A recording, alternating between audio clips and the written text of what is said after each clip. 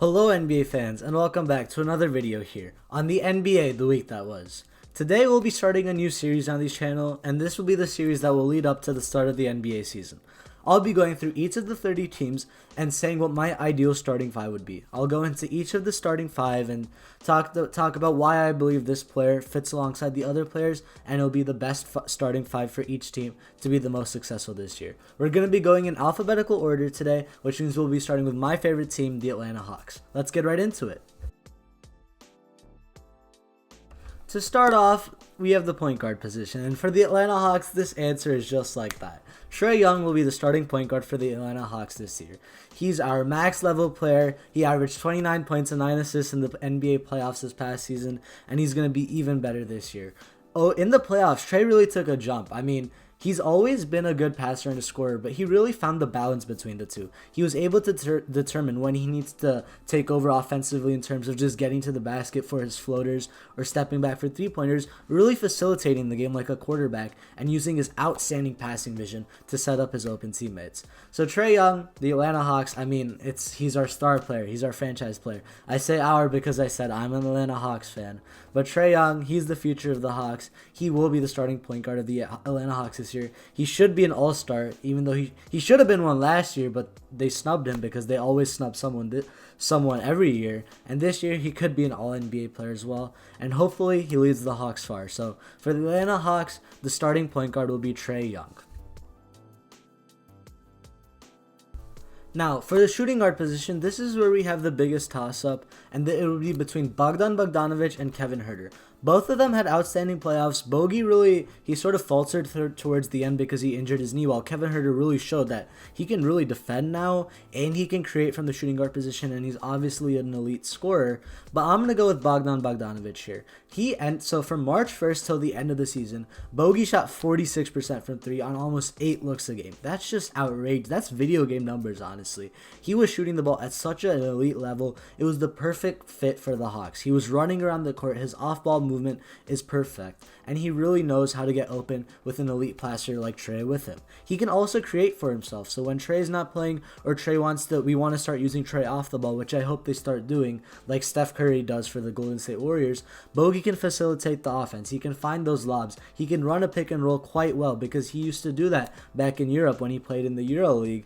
And overall, he's a very talented offensive player, and defensively he can hold his own. He'll play with effort. He isn't the most intelligent defender, but he uses his body well, and he'll be okay next to Trae defensively, but his value truly comes as a secondary playmaker and shooter for the Atlanta Hawks. So I have Bogdan Bogdanovic starting over Kevin Huerter, but I won't be too upset if we see him in a 6-man role where he's really just running the second unit and then complementing Trae towards the end of the game, where he comes in the finishing lineup and Kevin Huerter starts, who is one of my favorite Hawks players.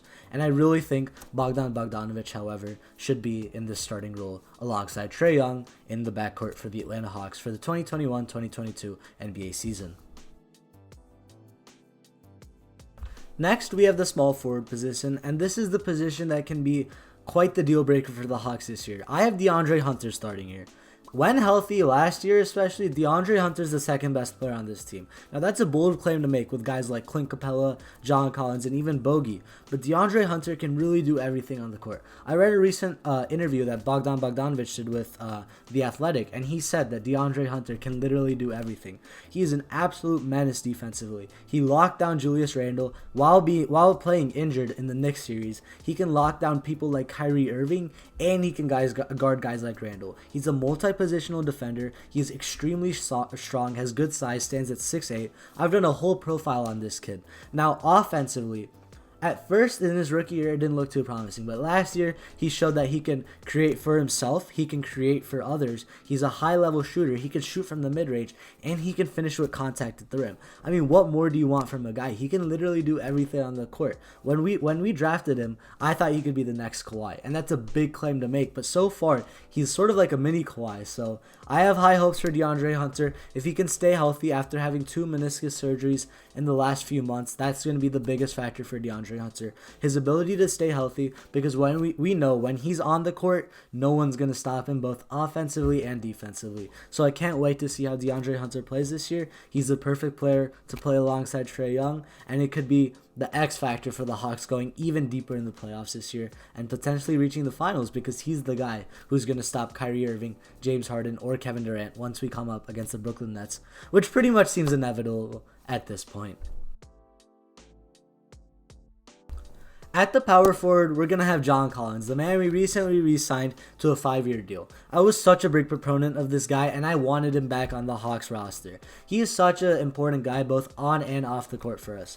On the court, he's elevated his game every single year. He's developed into a scoring power forward he can't really create for himself, but he can shoot the ball at a high level. He shot 40% from 3 in his third year in the league. He can finish with absolute just force at the rim. I mean, he dunked on Embiid and ended him in game 6 against the 76ers. I got that shirt that John Collins wore.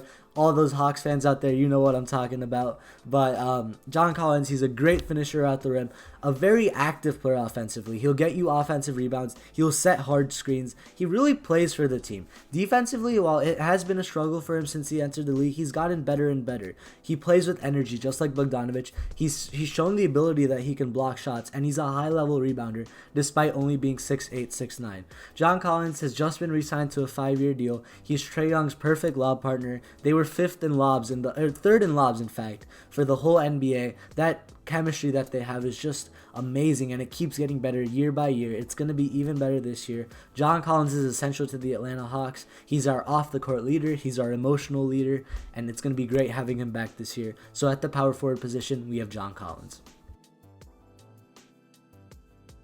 Finally, we have the center position, and that's going to be Clint Capela's another guy we just extended this offseason for 2 more years, so we've locked him up for 4 years now. Capela really showed the league, that, especially the Rockets, that they made a mistake letting him go. He led the NBA in rebounding. He was our defensive anchor, someone we desperately needed in the Trae Young era. We haven't had an elite center, and when we finally got one for such a steal at the 2020 trade deadline, I was really happy with Clint Capela last season. He did falter a bit in the playoffs because it's natural for a traditional 5 in the NBA these days.